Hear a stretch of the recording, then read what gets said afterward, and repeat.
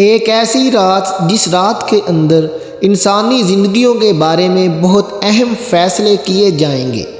کون مرے گا اور کون جیے گا، اور کون اس دنیا میں ایک نئی زندگی کی شروعات کرے گا، اور کون اس دنیا کو چھوڑ کر اس دنیا کو الوداع کہے گا،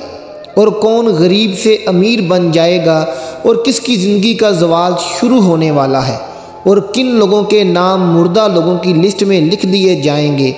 پیارے دوستو، آج کی اس معلوماتی ویڈیو میں ہم آپ کو بتائیں گے کہ شب برات کی حقیقت کیا ہے، اس رات میں نامہ اعمال کیوں تبدیل ہوتے ہیں، اور اس رات میں انسانوں کے بارے میں کون کون سے اہم فیصلے کیے جاتے ہیں، اور اگر خدا نہ خواستہ ہمارا نام بھی مردہ لوگوں کی لسٹ میں لکھ چکا ہو تو ہمیں کیا کرنا چاہیے، اس رات کتنے لوگوں کی مغفرت کی جائے گی، اور اس رات کون سے وہ بدبخت لوگ ہیں جن کی مغفرت نہیں کی جاتی، اور حضور صلی اللہ علیہ وسلم نے اس رات کون کون سے عمل کرنے کا اشارہ فرمایا، اور بحیثیت مسلمان ہم کو شب برات کس طرح گزارنی چاہیے۔ پیارے دوستو، ان تمام تر سوالات کے جوابات قرآن و حدیث کی روشنی میں آج کی اس ویڈیو میں ہم آپ کو بتائیں گے، اور ویڈیو کے آخر میں تمام امت مسلمہ کے لیے خصوصی دعا بھی کی جائے گی، لہٰذا آپ سے گزارش ہے کہ ہماری اس ویڈیو کو اینڈ تک ضرور دیکھیے گا۔ پیارے دوستو، شعبان المعظم کی 15ویں رات کو شب برات کہا جاتا ہے۔ شب رات کو کہتے ہیں، اور برات کے معنی بھری ہونا، چونکہ اس رات مسلمان توبہ کر کے اور اللہ تبارک و تعالیٰ کی بارگاہ میں اپنے گناہوں کی معافی طلب کرتے ہیں، اور اللہ تبارک و تعالیٰ کی بارگاہ میں اپنے گناہوں کو چھوڑنے کا عہد کرتے ہیں، تو اللہ تبارک و تعالیٰ اپنی رحمت کے صدقے بے شمار مسلمانوں کو جہنم سے نجات دیتا ہے۔ اس لیے اس رات کو شب برات کہتے ہیں۔ رسول اللہ صلی اللہ علیہ وسلم نے ایک مثال کے ساتھ ارشاد فرمایا کہ کوئی شخص صحرا کا سفر کر رہا تھا، تو راستے میں وہ سونے کے لیے کسی درخت کے نیچے سو گیا۔ اس کا کھانے کا سامان، اس کی سواری یہ تھا۔ اچانک آنکھ کھلی تو دیکھا کہ سامان نہیں ہے، سواری بھی نہیں ہے۔ وہ دائیں بائیں بھاگا، لیکن اس نے دیکھا کہ سواری کے آثار دکھائی ہی نہیں دیتے، اور صحراؤں میں سواری کا اور زمانے خوردنوش کا ختم ہو جانا سیدھی سیدھی موت ہوتی ہے۔ تو وہ موت کے انتظار میں درخت کے نیچے دوبارہ لیٹ گیا، اور اس کی آنکھ لگ گئی۔ پھر اچانک آنکھ کھلی تو دیکھتا ہے کہ سواری اور ساز و سامان اس کے پاس کھڑا ہے۔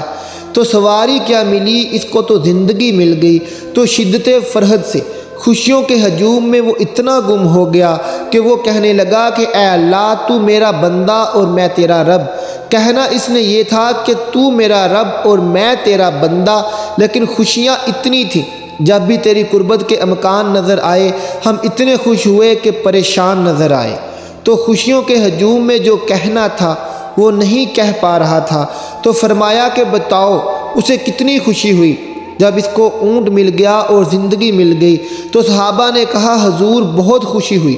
فرمایا جب کوئی شخص توبہ کرتا ہے تو میرا رب اس سے بھی زیادہ خوش ہوتا ہے، سبحان اللہ، اس سے بھی زیادہ راضی ہوتا ہے کہ میرا بندہ پلٹ کے میرے حضور آ گیا۔ اور پھر اگر وہ توبہ کرنے والا نوجوان ہو تو پھر اللہ بہت ہی خوش ہوتا ہے۔ بلکہ رسول اللہ صلی اللہ علیہ وسلم نے ارشاد فرمایا میں اللہ کا حبیب ہوں، اور پھر فرمایا وہ جوان جو جوانی میں توبہ کرے وہ بھی اللہ کا حبیب ہے۔ پھر فرمایا اور بھاگنے والا آجا، پلٹ کے اس کی رحمتیں آوازیں دے رہی ہیں، ویسے اس کی رحمتیں تو ہر دم ہر لمحہ بندے کو پکارتی ہیں، لیکن یہ راتیں اور یہ موسم، جس طرح کا موسم آج آپ کو اور مجھے میسر ہے، یہ اس کی رحمتوں کی عمومیت کا اور اس کی رحمتوں کی فراوانی کا موسم ہوتا ہے۔ اور حدیث میں آتا ہے کہ قبلہ بنو کلب کی بکریوں کے بالوں کے برابر گناہ گاروں کو جہنم کی آگ سے آزاد کر دیا جاتا ہے، اور وہ تو بدنصیب شخص ہے جو ایسی بابرکت راتوں کے دامن میں بھی حصہ وصول نہیں کر پاتا۔ حضرت عطا بن یسار رضی اللہ تعالیٰ عنہ فرماتے ہیں کہ لیلۃ القدر کے بعد شعبان کی 15ویں رات سب سے افضل رات ہے۔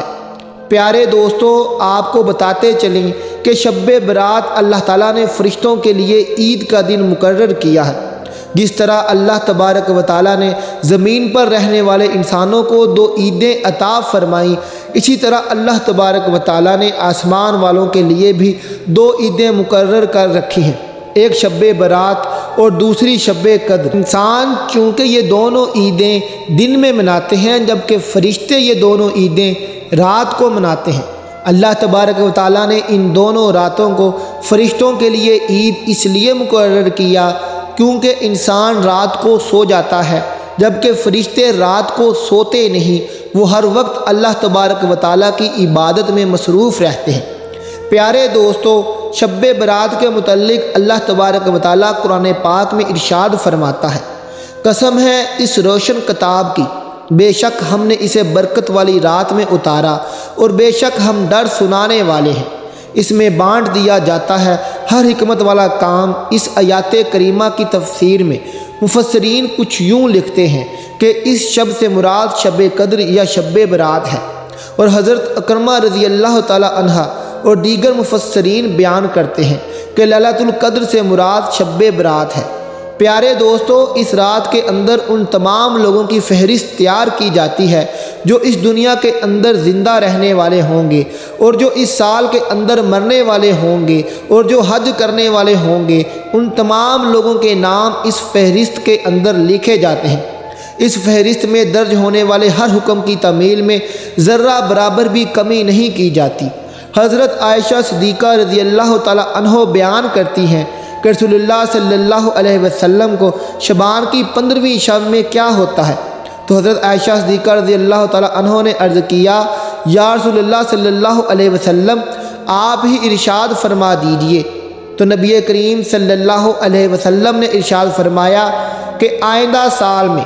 جتنے بھی پیدا ہونے والے ہوتے ہیں وہ اس رات میں لکھ دیے جاتے ہیں، اور جتنے بھی لوگ آئندہ سال میں مرنے والے ہوتے ہیں وہ بھی اس رات میں لکھ دیے جاتے ہیں، اور اس رات میں لوگوں کے سال بھر کے اعمال اٹھائے جاتے ہیں، اور اس رات میں لوگوں کا رزق مقرر کیا جاتا ہے اور رزق اتارا جاتا ہے۔ حضرت عطا بن یسار رضی اللہ تعالی عنہ بیان فرماتے ہیں کہ شعبان کی 15ویں رات اللہ تبارک و تعالی ملک الموت کو ایک فہرست دے کر حکم فرماتا ہے کہ جن جن لوگوں کے نام اس فہرست میں لکھے ہیں ان کی روحوں کو آئندہ سال مقررہ وقتوں پر قبض کرنا۔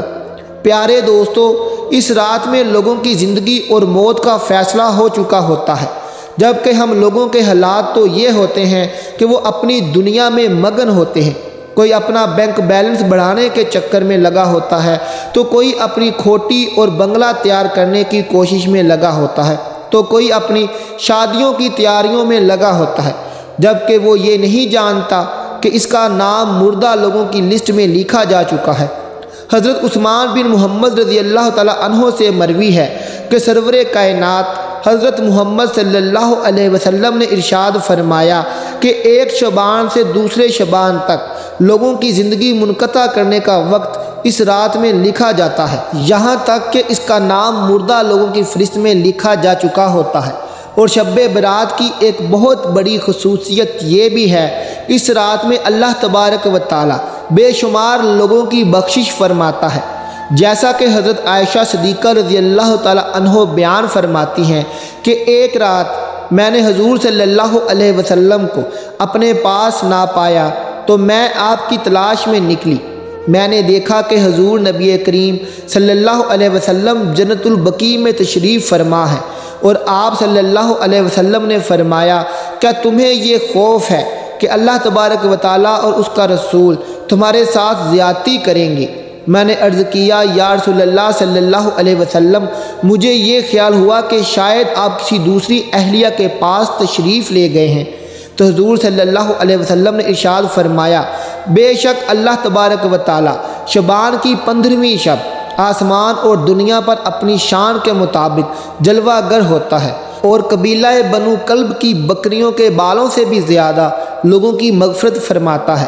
حضرت ابو بکر صدیق رضی اللہ تعالی عنہ روایت کرتے ہیں کہ حضور اکرم صلی اللہ علیہ وسلم نے ارشاد فرمایا کہ شعبان کی 15ویں شب اللہ تبارک و تعالی آسمان اور دنیا پر اپنی شان کے مطابق جلوہ گر ہوتے ہیں، اور اس شب میں ہر کسی کی مغفرت فرما دیتے ہیں سوائے ان لوگوں کی جو شرک کرنے والے ہوں اور بغض رکھنے والے ہوں۔ اور ایک دوسری روایت میں آتا ہے کہ نبی کریم صلی اللہ علیہ وسلم نے ارشاد فرمایا کہ اللہ تبارک و تعالی شعبان کی 15ویں شب میں اپنے رحم و کرم سے تمام مخلوقات کی بخشش فرما دیتا ہے سوائے ان لوگوں کے جو شرک کرنے والے ہوں اور کینہ رکھنے والے ہوں۔ حضرت عبداللہ بن عمر بن عاص رضی اللہ تعالیٰ عنہ سے روایت ہے کہ حضور صلی اللہ علیہ وسلم نے ارشاد فرمایا کہ شعبان کی 15ویں رات میں اللہ تبارک و تعالیٰ اپنی رحمت سے 2 شخصوں کے علاوہ سب لوگوں کی مغفرت فرما دیتا ہے، ایک وہ شخص جو کینہ رکھنے والا ہو اور دوسرا وہ شخص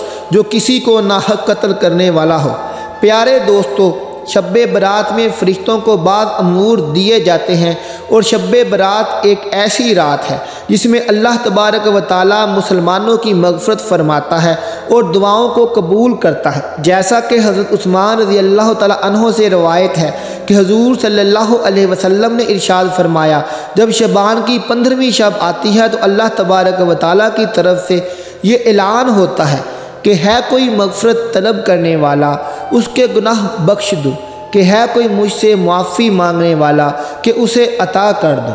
اس وقت اللہ تبارک و تعالیٰ سے جو مانگا جائے وہ ملتا ہے، وہ سب کی دعاؤں کو قبول فرماتا ہے سوائے بدکار عورت اور مشرک شخص کے۔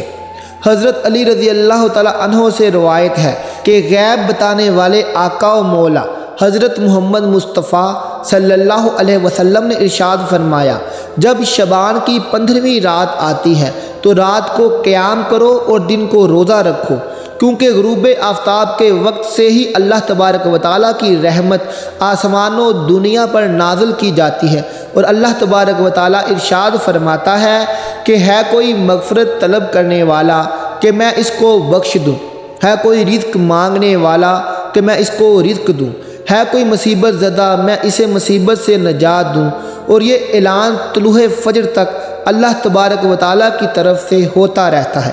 پیارے دوستو، حضور اکرم صلی اللہ علیہ وسلم نے ارشاد فرمایا کہ شعبان میرا مہینہ ہے اور رمضان اللہ تبارک و تعالیٰ کا مہینہ ہے۔ روایات میں آتا ہے کہ حضور اکرم صلی اللہ علیہ وسلم ماہ رمضان کے علاوہ شعبان المعظم میں روزے رکھا کرتے تھے اور اللہ تبارک و تعالیٰ کی عبادت کے لیے کمر بستہ ہو جاتے، اور حضور صلی اللہ علیہ وسلم شعبان المبارک میں بہت زیادہ اللہ تبارک و تعالیٰ کی عبادت کیا کرتے اور صحابہ کرام کو اس کی تلقین کیا کرتے۔ لیکن افسوس کہ آج کے دور میں لوگ اس مقدس رات کو آتش بازی کی نظر کر دیتے ہیں، جس رات میں اللہ تبارک و تعالیٰ سے مغفرت طلب کرنی چاہیے، اس رات کو آج کے مسلمان فضول خرچی اور آتش بازی میں گزار دیتے ہیں اور اللہ تبارک و تعالیٰ کو راضی کرنے کی بجائے الٹا ان گناہوں کے اندر مبتلا ہو کر اللہ تبارک و تعالیٰ کی نافرمانیاں کرنے لگتے ہیں، اللہ تبارک و تعالیٰ کو ناراض کر بیٹھتے ہیں۔ پیارے دوستو، اس رات کے اندر ہمیں کثرت سے اللہ تعالیٰ کی عبادت کرنی چاہیے اور ہمیشہ ہمیشہ کے لیے اپنے گناہوں سے توبہ کرنی چاہیے، کیونکہ ہو سکتا ہے کہ ہمارا نام بھی ان لوگوں کی فہرست میں لکھا جا چکا ہو جو اس سال مرنے والے ہیں۔ ہمیں چاہیے کہ ہم اپنے تمام گناہوں سے توبہ کریں اور اللہ تبارک و تعالیٰ کی بارگاہ میں اپنے گناہوں کی معافی طلب کریں۔ پیارے دوستو، شب برات کی رات کو اللہ تبارک و تعالیٰ کی بارگاہ میں گزارنا چاہیے اور شب بیداری کرنی چاہیے، جیسا کہ رسول پاک صلی اللہ علیہ وسلم خود بھی شب بیداری کرتے اور دوسروں کو بھی شب بیداری کرنے کی تلقین فرماتے اور اللہ تبارک و تعالیٰ کی عبادت کرنے کا حکم فرماتے۔ اللہ تبارک و تعالیٰ سے دعا ہے کہ اے رب کریم ہماری خطائیں معاف فرما۔ اے اللہ، ہم مانتے ہیں کہ ہم گناہ گار ہیں، مگر اپنے در سے محروم نہ کر۔ میرے مولا، ہمیں معاف کر دے۔ اے آسمانوں اور زمین کے مالک، اے پہاڑوں اور سمندروں کے مالک، اے انسان اور جنات کے معبود، اے عرش عظیم کے مالک، اے فرشتوں کے معبود، اے عزت و ذلت کے مالک، اے بیماریوں کو شفا دینے والے بادشاہوں کے بادشاہ۔ اے اللہ، ہم تیرے گناہ گار بندے، ہم تیرے خطا کار بندے، ہم تیرے عاجز بندے تیری پاکی بیان کرتے ہیں اور تیرے آگے دعا کے لیے ہاتھ پھیلاتے ہیں۔ ہماری خطاؤں کو معاف فرما۔ یا اللہ موت کی سختی سے بچانا، یا اللہ موت کی سختی سے بچانا۔ ہماری روح جب اس دنیا سے رخصت ہو تو اے اللہ تجھے ملنے کے لیے اسے کوئی شرمندگی نہ ہو۔ یا اللہ قبر کی اندھیری راتوں اور عذاب سے بچانا۔ منکر نکیر کے سوالات کے وقت ہماری مدد فرمانا۔ ہمیں قبر میں پہلے سے ہی ایک رفیق عطا فرمانا۔ ہماری قبروں کو روشن کر دینا، ہماری قبروں کو کشادہ کر دینا۔ اللہ پاک ہمیں قیامت کی رسوائی سے بچا لینا، ہمیں اپنے عرش کے سائے میں جگہ دینا۔ یا اللہ قیامت کے روز اپنا دیدار نصیب فرمانا، ہمیں نامہ اعمال ہمارے دائیں ہاتھ میں دینا۔ یا اللہ پاک ہمیں قیامت کی گرمی اور جہنم کی آگ سے محفوظ فرمانا۔ اے پاک پروردگار ہم سب مسلمانوں کو نبی کریم صلی اللہ علیہ وسلم کی شفاعت نصیب فرما۔ ہم سب کو حوض کوثر کا پانی پینا نصیب فرما۔ پل صراط کو بجلی جیسی تیزی سے پار کروا دینا۔ ہمارے گناہوں کو دنیا میں بھی پردہ رکھنا اور آخرت میں بھی ان پر پردہ رکھنا۔ ہمارے تمام گناہوں کو معاف فرما کر ہمیں جنت الفردوس میں اعلیٰ مقام عطا فرمانا۔ یا اللہ جتنے مسلمان مرد عورتیں فوت ہو چکے ہیں ان سب کی مغفرت فرمانا، ان کی قبروں پر اپنی رحمت نازل فرمانا اور ان کو درجات بلند عطا فرما۔ اے اللہ جو ہمارے مقدر میں نہیں لکھا اس کی کوشش اور تمنا میں ہمیں مبتلا نہ کر، اور جو ہماری تقدیر میں لکھ دیا ہے اسے ہمارے لیے آسان کر دے۔ یا اللہ ہماری ان تمام حاجات کو، ہماری تمام دعاؤں کو جو ہمارے لبوں سے ادا ہوئیں یا جو ہمارے دلوں میں ہیں اپنے حضور شرف قبولیت عطا فرما۔ یا اللہ پاک جتنے بھی لوگ میرے بہن بھائی اس ویڈیو کو دیکھ رہے ہیں میرے مولا آج سب کو خالی ہاتھ نہ لوٹانا، ہماری جھولی کو بھر دینا۔ آمین یا رب العالمین۔